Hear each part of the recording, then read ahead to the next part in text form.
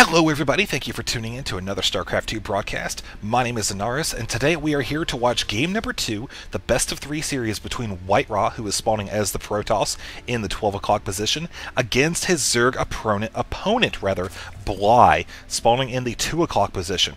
The map is Scrap Station, notable for its very long rush distance, takes you all the way down here to the middle of the map, kind of off-center actually, where the Xel'Naga Watchtower is, and back up to your opponent.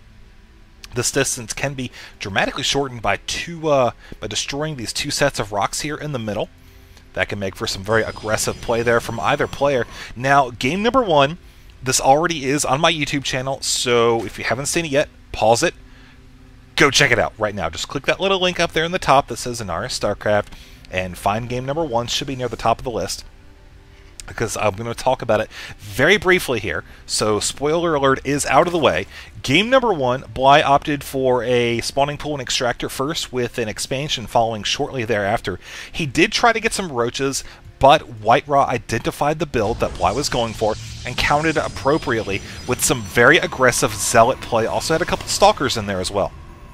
The Speedlings were able to finish, but the problem was WhiteRa got up there with the proxy pylon just before Bly was really able to field roaches and enough Zerglings to deal with the Zealot-heavy army. All that he had at the time of the first engagement was just Zerglings, and against this Zealot-heavy build, you really can't push that back.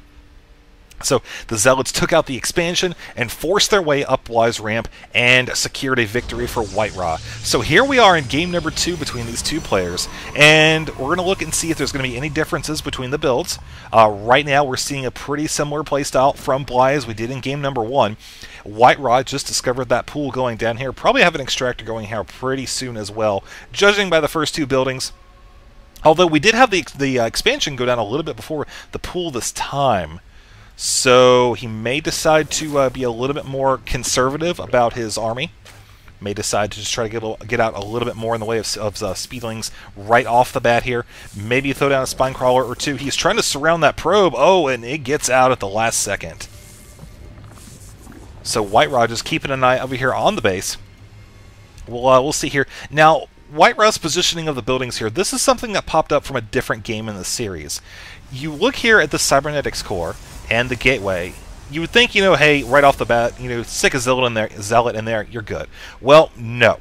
You can actually run by a zealot right here with Zerglings and get a good surround on it. So you see he's building a stalker first this time. Two reasons for that. Number one, the obvious, Overlord. And it's actually going away this time, because in game number 1 he lost his Overlord that took him above 18 supply, so that set him back a good bit. But number 2, he wants to have a Stalker there first in case he needs to steal that off, because the Stalker will actually close that gap there. So there goes that Overlord. It should reach safety fairly soon. I don't think we're going to see that one going down. Probe, however, might die. I don't know. These Zerglings are in pursuit. Does have most of its shields, though. Yep, sure enough, that Overlord's going to be fine. 65 hit point, but I'll tell you what, WhiteRa sure is out for that thing. Now, I do want to point out a Stargate is on the way. This is not very surprising, as this map, you will see a lot of aerial base plays on it, simply because the fact that the bases are so close to one another. You see, right here, this Overlord is exactly between these two bases.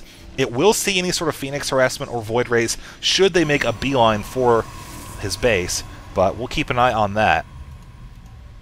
Got a second gateway going down. May decide to throw down a couple more Gaslight units. These Void Rays that he's building right here, they can be pretty gas intensive. Even with 2 geysers, you'll have to dedicate most of your gas just to be able to consistently pump those out, even with especially with the Chrono Boost. As it appears, he is doing exactly that. So this expansion is now complete. Starting to saturate it, he is focusing on getting a sizable amount of Zerglings right now.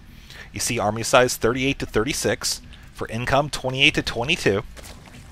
Really, units lost. He lost the 25 resources there, building something. I don't know exactly what, but I don't know if the extractor counts for that or what.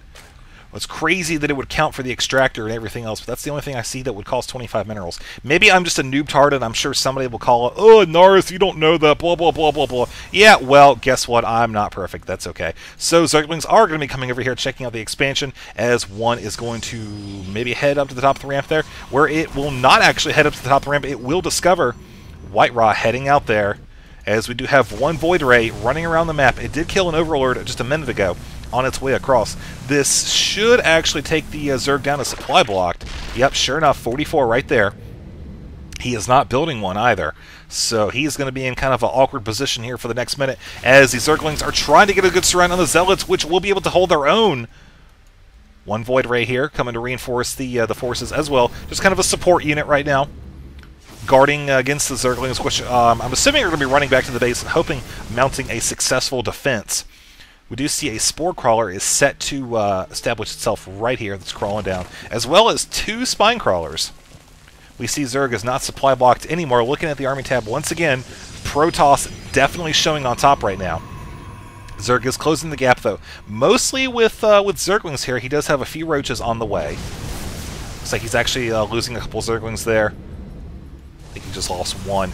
Now, taking out the destructible debris right here will leave this expansion very vulnerable to side attacks coming from the little choke point right here. As you see, there are no defenses, and any attempt to hold this is going to be met with some strong Void Ray support. You see the Void Rays have actually charged up here. Don't think they're actually going to engage by the time the charge is done. Nope. Since expansion, I'll tell you what, man, I don't know if Zerg is going to be able to save it. There are the force fields right there, forcing them to go through that choke point. The force field's gone down. Zerg is going to have to retreat, though. He realizes that he's just not going to be able to hold that position.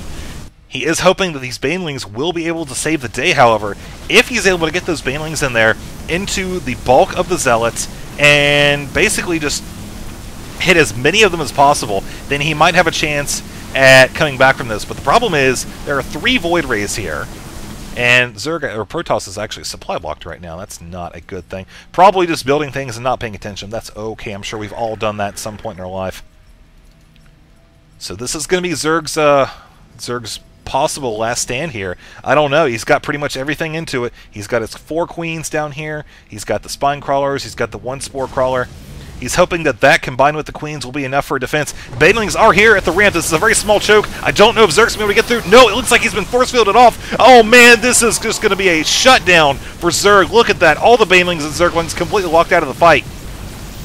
Just running around there trying to do some damage, but they're just coming in way too late after the fact. And now the rest of the Banelings actually exploded on a Stalker down here just a moment ago, you can see. And I don't know if the Zerg is really going to be able to do anything about this. No, that is going to be it for Bly. Protoss is now in the main base, taking out all of the Overlords. You see the supply just dropping. 39-26, that's going down soon, and 18. So that one is going to be a GG from Bly right there. Sure enough, there it is. Nothing he could do about that. You know, I have to say, WhiteRa really took advantage of the map. He was pretty aggressive there, had the right composition of units. Those force fields really just made that last fight so one-sided, it just wasn't even funny. But very good play from both players here as I look to bring you more games from this tournament series. These were kind of quick, but we do have some other fun ones in there. The WhiteRa versus Vortex series was a very good one. Vortex, not Vortex. So, yeah, I hope you guys enjoyed it, and I'll see you later.